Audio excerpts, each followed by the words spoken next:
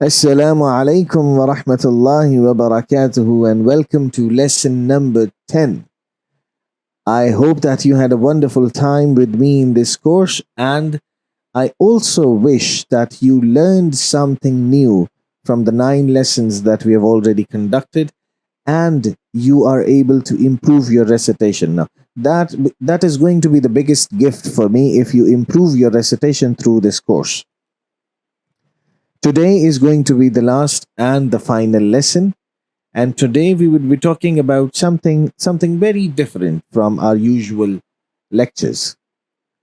But I assure you that you are going to learn something new, and it is going to be very helpful in your recitation. We'll be talking about certain cases where the words are written differently but they're pronounced differently. And also, we are going to discuss a very special condition in Surah Hud, verse 41, which is Imala. So, without wasting any time, let's jump into the actual lesson and learn something new.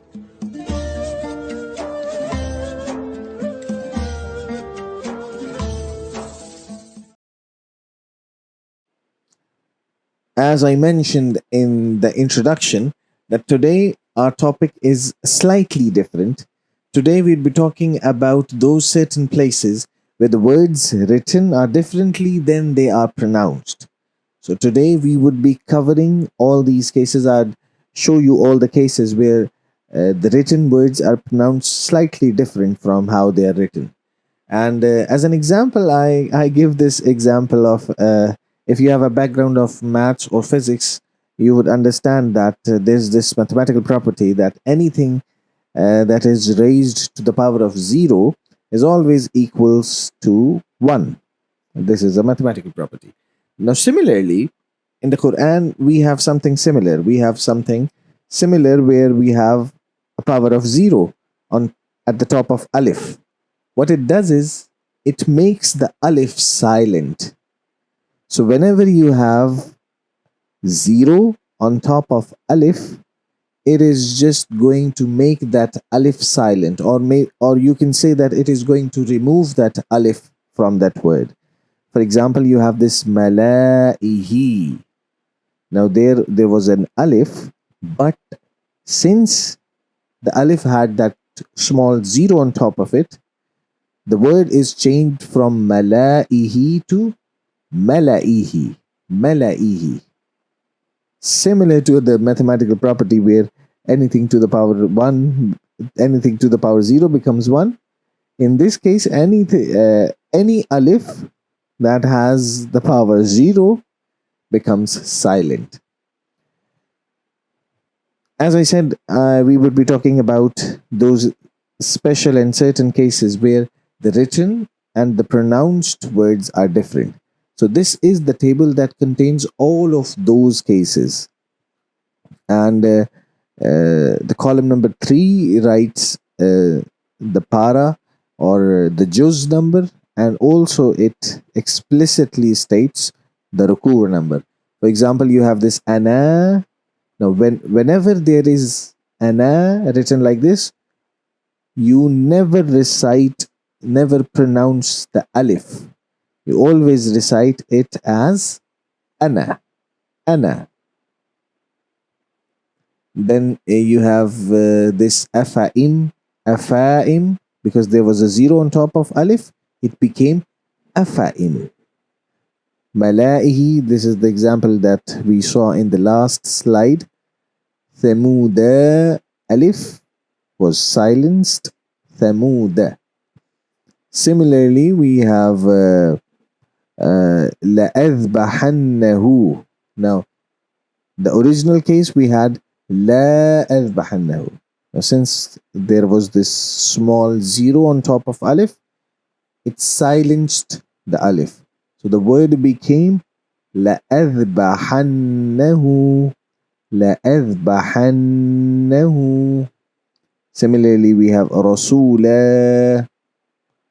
But since the alif had that small 0 on top of it, it silenced the alif. So the word became rasula. Rasula.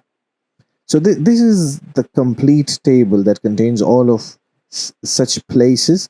So you can take the screenshot and you can delve deeper into it and search all of these places in the Quran. Another thing that I wish to talk about is Imala. Imala is when you pronounce Zabar not as Zabar and Zair not as Zair. Then how are they pronounced? This does not make sense that you are pronouncing Zabar not as Zabar. So you pronounce it somewhere in between. For example, you have Ba and B. They would be pronounced as Bay. Bay. Now in Arabic, generally you do not have this sound of Bay. Either you have Ba or B. But in this particular case, you recite it as Bay. There's only one place in the Quran where we apply the Imala. Now in Juz 12, you have Surah Hud and verse 41, which is recited as وَقَالَ ارْكَبُوا فِيهَا بِسْمِ اللَّهِ. Now normally how would you recite this word? Mim, Jim and Ra. Normally you would recite it as مَجْرِيهَا وَمُرْسَاهَا. However, in this particular case, you would recite it as Majreha. There is Imala on this Ra. So when reciting this, you're going to recite it as وَقَالَ ارْكَبُوا فِيهَا بِسْمِ اللَّهِ مَجْرِيهَا وَمُرْسَاهَا.